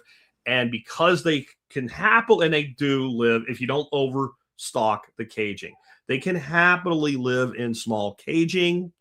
You can automate systems. And if you even want to do something kind of more like coop and run environment for them, as long as it's completely closed in, because everything eats a quail, like a mini aviary, you can do that. And you can automate everything. You can easily set quail up. And I mean, all you have to do is think about it, kind of walk through everything they need, maybe do everything manually at first and then start automating it. You can easily set it up to where you can walk out of the house on a Thursday morning because you took 2 vacation days plus a weekend, be gone for 4 or 5 days and come back, your quail are happy. You just have a bunch of eggs to pick up. The guy that I mentioned that did it in the garage, he would do that while he was had eggs in an incubator. Not after they hatch, but eggs in an incubator. And because you could go 4 or 5 days, and the quail eggs, I think, take 18 days, if I remember right, to hatch. So if you just put them in a day and you're gone for 5 days, it doesn't matter. The incubator turns them and all. And you had a little brooder at the bottom of the stack where all the little puff balls, the little golf balls would go in to grow out until they were ready to move into grow out cages and what have you. Very, very simple. Very, very reliable. And will you like quail? Do you like chicken? Yeah, then you'll like quail. It's really that simple. You'll like quail. You just might have to do a little bit of a learning curve on cooking them so you don't overcook them. Chickens, easy button, but some real issues. Can be noisy, can be a bit of a pain in the ass, a little harder to deal with as far as automation to take care of them. Some people do it, but it's a little bit more work, a little more noticeable by Karens that look over fences, and actually a lot more work to process, and something that people, I don't know what it is. Some people, if you have a flock of 25 chickens on a property my size, you don't get attached. If you get attached, you get attached to like one. Like I had a really cool rooster. He used to come up and lay his head on me like a freaking dog and shit. I was never going to kill him.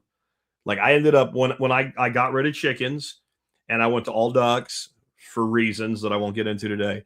And I literally found him through this audience. I found him a home where he could live out his years because he was a great, friendly rooster and very protective of his girls. And I wanted him to have a home. Yeah, but everybody else, no problem. You got to go. But when you have like a small flock, like 4 chickens, everybody has a name. You get to know everybody. And then they're 2.5, 3.5 years old and they're not productive anymore. And you got to turn them into stew chickens. And that can be a hang up for people. And I understand. I made sure Upgrade got a home. Yeah. But the other 25 didn't really matter. But when you have 4, I think kids get attached to them and stuff, and they're just more work, and they are not a good meat animal in a backyard situation unless you've optimized for that.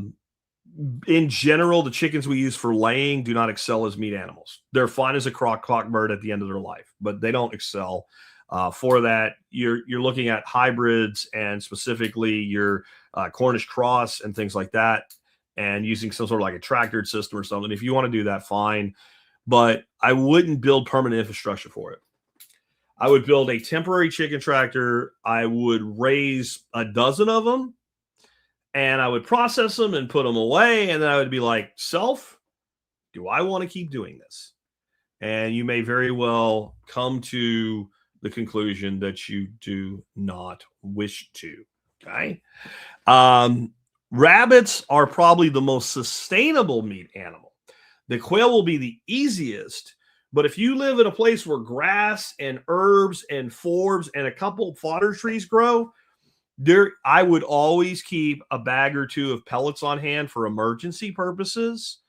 But you can grow rabbits with no outside inputs, and their pee is caustic, and you need to learn about rabbits to deal with that so it doesn't corrode and destroy their caging and things like that. So there's ways to do that. It's not hard.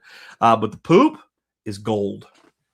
It is one of the few manures that's what we call a cold manure. In other words, you can compost it, you can feed it to worms, you can feed it to soldier flies, you can do all that shit with it.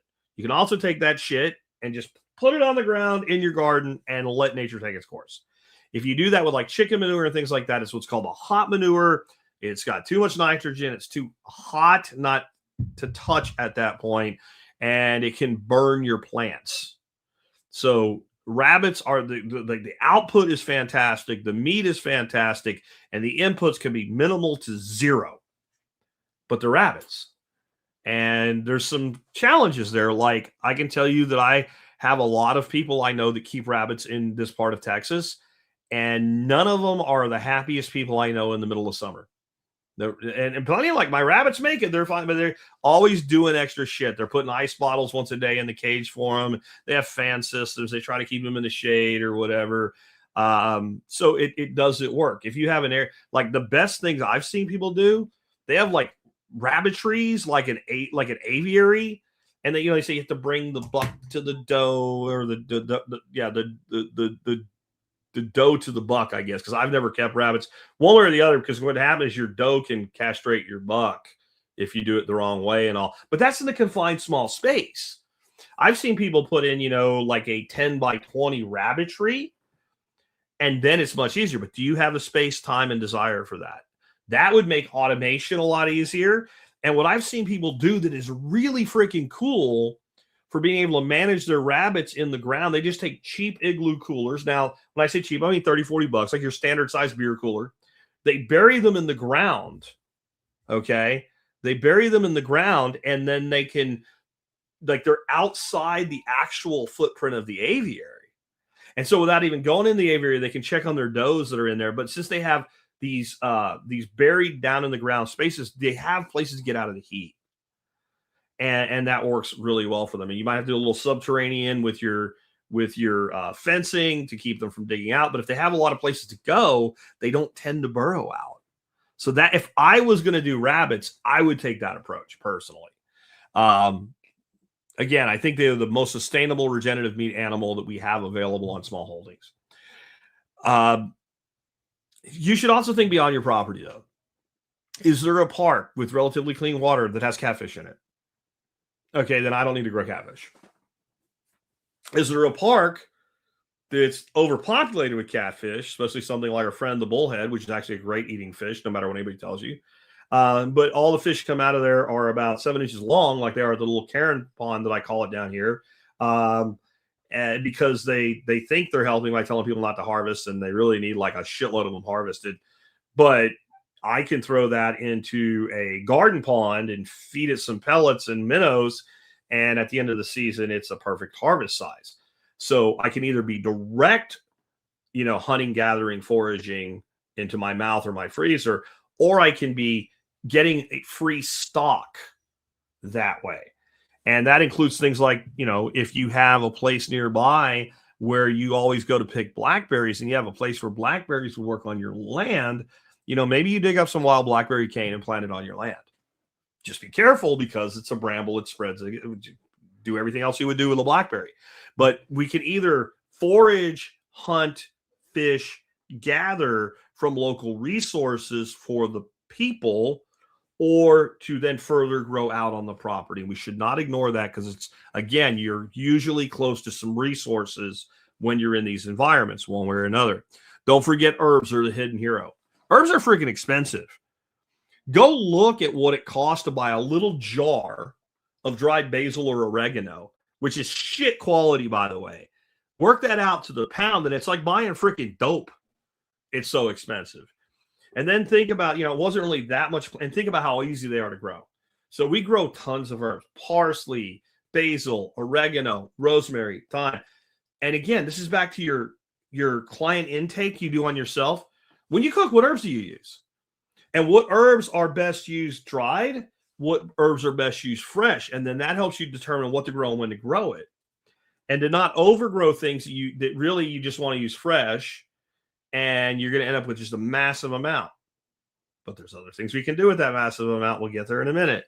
But don't overlook those things. And a lot of things that are more like a flavor thing than a calorie thing. Garlics, onions, leeks, ginger, turmeric, all these things can be grown in most of the United States with proper timing. They're very expensive to buy. They don't fill you up. I don't know anybody that lives on onions. Boy, you would smell if you did, I would think. But I don't know anybody that lives on the calories from onions, even though they're actually one of the higher calorie things like I'm talking about. Certainly don't anybody that lives on garlic or turmeric or ginger. But when you start looking at, if I'm going to include this stuff in my cooking, and sometimes just becoming aware of what you can do with it makes that happen. And then again, every time I take that thing from the garden, that's dollars that don't go out. And I either have more money to invest in my life, my homestead, my goals, or I increase my food budget because now I can buy other things that I can't produce. And you also want to look at trade and barter as well. Like if you're doing this and you have a neighbor doing this, don't do the same things. If you have a neighbor and they're already doing rabbits and they're like, bro, I could get you set up. You could do rabbits too. Be like, bro, I think maybe I would want to do quail. Would you like quail? And then you do quail and he does rabbits, and then you have an over the fence swap. Barter is better in a lot, not all situations, but in a lot of situations. That would be an ideal situation. Why would I grow rabbit, even if I like to eat rabbit, if I have a neighbor walking distance from me that's growing rabbit? Why wouldn't I just say, hey, bro, what would it take to expand your operation by one more doe? Even if I don't have quail, right? What would it take? Oh, it would take this much. And how many rabbits could that produce? Yeah. Okay. If I promise to buy all the rabbits that doe produced, how much would you need me to pay per rabbit to make it worth your time to add it to what you're doing? If he gives you a number, that number works out, done. I'm not doing rabbits. He already's doing it. He's already got a system. He's already maintaining them. His rabbits are not going to die while I'm on vacation. I can automate my quail then and say, hey, will you take payment in quail? If not, I will not scale my system to meet that barter demand. I'll make it just for me. And now I got 2 forms of meat coming into my household. I'm only working for one of them directly anyway. You have to start thinking about that a lot. Hendrick says Zone 6 should already be thinking about indoor ginger right now. Man, I got a bunch already for sprout. And I'm going to do a video for you guys on that too. I know I talked about this with the show yesterday about how the ginger will nodulate. You can pop those nodules off like a sweet potato slip. I got a couple ready to go. I just need a time when my wife's available and I'm available at the same time to do some video because I can't do that one-handed. I'm going to show you exactly how to do that. Because, again, you can make 5 ginger plants off one piece of root instead of one with some very simple stuff. Another thing I'm going to be doing, Drop Dead will get it done this weekend, is building a bubble cloning box like I talked about yesterday as well for rooting cuttings. And I'll get that out to you guys. Several of you asked me about that, like on Facebook and stuff, like where can I actually find one of these? Last, don't be afraid to make some money along the way. Like as you're designing this, are there outputs that you can make beyond your needs and desires? And are they monetizable in some way? You know, biochar, if you're going to do a fodder tree system, would be a perfect example of that. There's only, like, you can use a lot of it on a property that size. There's going to be a point where, like, I can sell this. Compost is extremely valuable. Extremely valuable. Can you do value-added product under the cottage industry law that most states have, which if you're growing things like, you know, your gingers and your turmerics, can you do a product with them? Can you make a product that's maybe a canned product that's half grown in your backyard, half sourced somewhere else, and have this like a unique boutique product? I don't want to get it. There's 1,000 ways to monetize stuff. You know, so if you make it fantastic enough, people might pay, you know, quarterly to have tours of your property and stuff like that. Who knows? It's up to you. But don't be afraid of money. Don't hate money.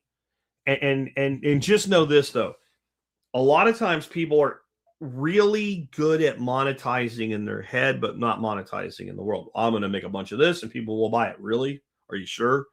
But you go ask the people that you think are going to buy it if they'll buy it before you put the time and effort and money into developing it. If you can preload a customer base, and on a property thing like this size, it doesn't need to be big.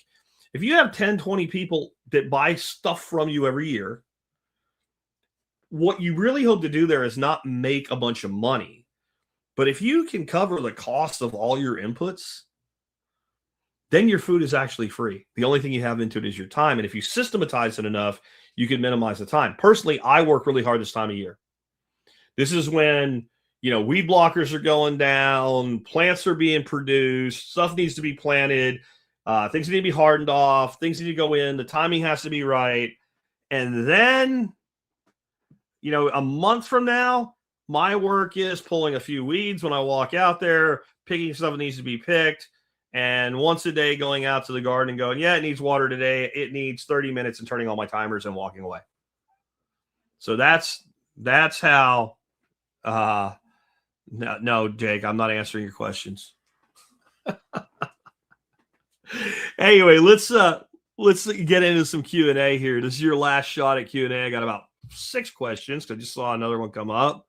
I'm not going to add to my presentation because Jake asked me to. But Jake, you're all right, man. Before I do answer your questions, I'm going to do our item of the day, which fits today's show perfectly. So if you have a question, this will be your last chance to ask your question now. So do it. If you think there's a possibility I might have missed your question, you can re-ask it. If it's duplicated, I'll just ignore it. I won't give you a demerit for it unless your name's Jake. Anyway, item of the day today, and you can always find my items of the day by going to tspaz.com. That's TSPAZ. tspaz.com. You can see all the products that I've reviewed over the years, and some of them are garden-based, and some of them are lifestyle-based, and some of them are kitchen tools, and some of them are for food preservation, and some are full-on prepper stuff or Outdoor gear, it's all by categories in alphabetical, so you can find what you're looking for very, very easily. But today's item of the day is a mycorrhizal inoculant for your plants. It is called Dino-Myco, and it is the best product I have found like it from a standpoint of value. And in the write-up that I have on the website today, which again, you can find at thesurvivalpodcast.com or tspaz.com, I tell you exactly how to use it because the quantities given in it are more than you need per plant.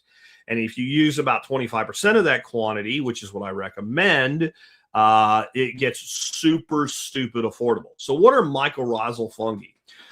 These are fungi that live in our soil. They put this hyphae out, and they can only actually live and grow in combination with living roots of plants. They literally attach themselves to the roots of the plant, and they have a symbiotic, not a parasitic relationship. So some fungi, it's truly an infection. Like you see a certain fungi grow on a certain tree, and you're like, that tree's going to die. It's at the end of its life cycle, and the fungi is there to help it die, basically. That is not what these do. These are completely symbiotic. They work with the plant, and they get nutrient and resources from the plant, but they give back nutrient and resources to the plant. And they, in effect, make the root system of the plant bigger and make the plant more resilient so they can reach maybe water where the plant's struggling, and they're happy to give water to the plant in exchange for exudates back. When a new seed germinates in soil, as I said yesterday, it seeks association with soil microbes, right? That's what it wants, association. And mycorrhizal fungi is the first association that it seeks. And there is nothing you can do that gives your plants more advantage, in my opinion, if you have a decent system to begin with, than adding this to it. This is the one input I will probably always add. And all I do is take the recommended amount. And a lot of times when I'm starting my plants, I'll include some. But when I put my plants into the garden, so I've dug the hole, I threw a little bit of compost in the hole, I've teased out the roots, it's going in. I put the recommended amount I give you in my article into the hole. Usually I'll hold the plant sideways so the roots are exposed in my left hand, and I'll drop it into the hole, but let it hit the roots of the plant directly. So whatever sticks to the plant sticks to the plant. The rest falls in the hole. Plant goes in, a little bit of compost on top, push the dirt back. And it is night and freaking day. The resiliency of that plant, especially since I've added things like bioreactor compost and biochar to the gardens, but the resiliency of the plants with the inoculation of this stuff. And the reality is, after a few seasons, you may not need it anymore because it becomes endemic in your gardens. But I use it every year anyway, because I look at it the way I do. When you use what I recommend you use instead of the manufacturer does, it's stupid cheap. Now, why do they recommend so much of it? These products, by and large, at a consumer level, where you're not doing this for, crops on acreage or whatever, were developed specifically to serve the cannabis market. So if I have one plant that's going to produce me $200 worth of the sacred herb, right, the sacred buddage, and I have to spend 50 cents to inoculate that plant, bro, I don't care. Economically, that's a rounding error. If it's a tomato, it's different. So about a quarter of the recommended amount is plenty because it's a fungi. It's a living thing. When it gets wet, it comes out of its little capsule and it wakes up and it starts to grow.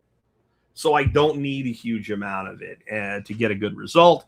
All right, I got 7 questions, lightning round style, fixing to come now. Here we go. Joshua, any plans for a property tour this spring? There shall be many. They will focus mostly on the garden area, though. I've said this over and over, and I think people maybe don't believe me. I have given up on food forestry here. I grow a lot of herbs, and I get a lot of benefit out of the kind of food forest area, but the fruit production is brutal. The land is not right for it. I have accepted that. There's even some places where I have some things I planted that I thought about, bringing a mini X in and just putting it back to more typical of what there is. There are some things that do well still for me. My edible dogwoods, Cornelian cherries, in good years do fantastic, beautiful, delicious fruit. Some of the mulberry does really well and all, but most of the apples and the peaches and the plums and stuff like that are spotty production. A lot of it died. So I've had to reformulate. I've had to accept what this land has given me as feedback. And what really sucks as a designer and somebody so into this is if I had 2 feet of dirt before the rock layer, 99% of what I did would have worked, but I don't. And what I've been, a lot of you have seen it work over the years, but what you didn't see is the background of the absolute madman intensity it took through our summers with manual irrigation and what have you to keep everything alive. And so I'm just not pushing that string anymore. So there'll be limits to like the broad acreage type thing, but the garden intent, the intense gardens and the intense aquaculture, that's what's worked. And so that's what I'm going to focus on. It's what I advise you to do. Not do what I did, find what works for you and what the most productive things are. Focus on that. Question, you responded to my baby fish pic on Facebook. Is there a show in the archives on pond stocking? I would just go to the site, thesurvivalpodcast.com, and put in aquaculture. You'll find all kinds of stuff on that. In almost every instance I've talked about the subject, I've talked about stocking. If you're talking about stocking like half acre, 1 acre, little mini lakes, I really haven't covered that a great deal. But if you have something specific, email me, jack@thesurvivalpodcast.com, TSPC in the subject line. I'd be happy to take a shot at that. I just don't have time to do it right now. But if you give me specific, like how big it is, what you're trying to do, what your goals are, what you want out of it, and your climate, where are you, how deep is the pond, things like that, I can do that. It's just a very diverse topic. And if you have a pond in Florida that's 12 feet deep maximum, and I'm talking about what you need to do in upstate Montana in a pond that's twice as big and 25 feet deep, you're tuning out and falling asleep. But if it's a more, one-off general how to think, I think that would work better than a full standalone show. So please send me more specifics on what you're asking if it's beyond like the small ponds I do, and I'll take a shot at it for you. I'd be an expert. You know what? If you get it to me today, I'll make a commitment to you. I don't have one picked for tomorrow for my expert counsel segment. If you, whoever you were that asked that question, I'm sorry, I just deleted it. If you will send that to me today, and I have it by tomorrow morning, I will, in fact, make that my anchor segment for tomorrow. XB Hendricks, dig a hole, line a hole with clay, burn a fire in the hole. Could be something like this, hold water like a large walla. An walla is an unglazed clay pot that we put into the ground that's been fired but not glazed, and we pour water into it, and the water weeps out the sides of it. Dig a hole, line with clay, burn a fire in the hole. And maybe I wouldn't. Just to be honest, it's not what I would do. I'm not saying it wouldn't work, but if you can't find anybody that's ever done something, it could be because they haven't discovered the opportunity yet, which is good, but it's often because it doesn't work. Kristen Byer says, will black soldier fly work in Colorado, or is it too cold? They'll work, just the season that they will work in is much shrunk. I guarantee you, though, if you go to YouTube, put in black soldier fly Colorado, I bet you'll find somebody doing it. And then you can find out, like, is it worth it based on what you'll get out of it? And then, Colorado's not all the same. There's places in Colorado that are far more mild than ones that are far more cold. Are you in the high desert? Are you in the high alpines? Are you in the low plains? Are you down in southern Colorado, or are you up by the Wyoming border or what have you? Yeah, right. So that's going to have a lot to do with it as well. Most things will work everywhere, but they may not be worth it everywhere is the way to look at that. Homesteading Heathen. First of all, thank you, sir, for the $9.99 super chat. I appreciate that. Question, how can I keep toads out of my pond? My wife gives me pushback on the pond because toads make her insane. It's about 40,000 gallons. I plan to stock it with bass or other native fish. What's the problem with the toads? What is the opposition to the toads? Why are we upset about toads? Why are we upset about a creature that causes no trouble for anybody and eats tons of pests. This is my best guess. The toads have invaded in force. The toads are not the problem in and of themselves. The toads make lots of baby toads. And then the toads are extremely loud in the spring because there's so many toads that the toads are taking over.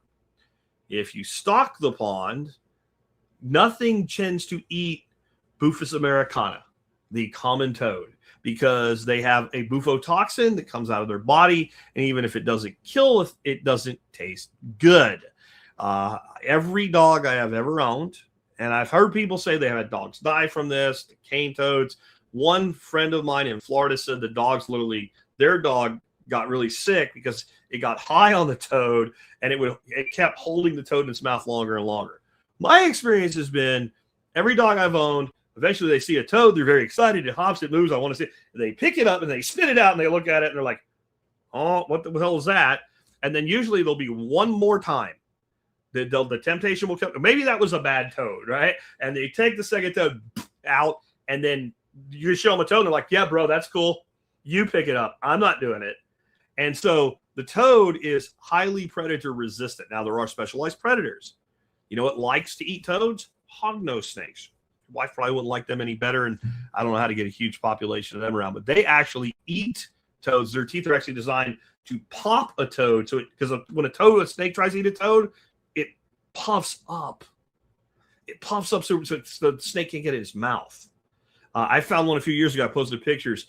I went outside, and there was a plain belly water snake. It was a year that we had a lot of rain because there's no surface water within 2 miles of my house. So it was a big plain belly water snake. And the dog, her ears are up, and she's like, there's something there. And I look down, and it's a snake trying to eat the toad. And the toad's like, not today, Satan. Man, he was a big old toad, and he puffed up, and he ended up some bloody and all. But I picked the snake up and set the toad free. I'm like, that's Fred the Frog. He's a toad, but I call him Fred the Frog anyway. Leave him alone. And he went back to doing his thing, and I relocated the snake. But there's not a lot of things to eat them. But my whole point is that's not true when they're tadpoles. So simply stocking the pond will have a dramatic impact on that total population. The other, I guess you can go to toad relocation, and you can create a toad trap that's not really a trap. You just have to make sure you're managing it, or it will make more toads. So they make the little toad houses, and a toad house is usually like a unglazed pot with a hole in the bottom, and it's like a little cave, and toads go in there. But you can make them like, I'll tell you, when I was a kid in Florida, we used to catch them for something to do when we were bored, and all the apartment complexes had the drain things that came down, like the drain spouts, and they had those concrete troughs that so the water doesn't dig a hole, and it kind of spreads the water out. Every trough you'd pull up, man, there'd be toads under there. And we used to like walk around a little cage and see how many toads we could catch a day, and then let them all go in the woods. You can do that. Set up habitat for toads, and then raid the habitat, every couple of weeks to reduce the population. But that, again, that can backfire, because here's why I think I know your problem. I had a friend named Byron, and they lived in the suburbs, and they had a nice pool and everything in the backyard. They put in a garden pond, koi and all that, and they were so happy. And then he likes quirky little things. So his wife finds a toad house. So they put the toad house in, and the toads move in. Oh, so it becomes a thing.